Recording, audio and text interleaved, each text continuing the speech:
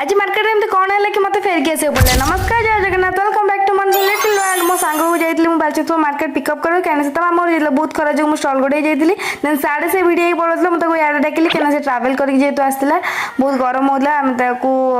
माने लसी टे पीदेलु आम दिज बहुत स्मार्टली मुझे खोईदेली कहीं मुझे खाएनी चेरी आ सी भी तार दबार इच्छा ना हजार गली पड़ता कि से कमेई दूसरा भगवान जानती तेना आम खाई भाई दुटा काजू खाई आम गलु आने को डटन किसन स्क्रीन खरा जो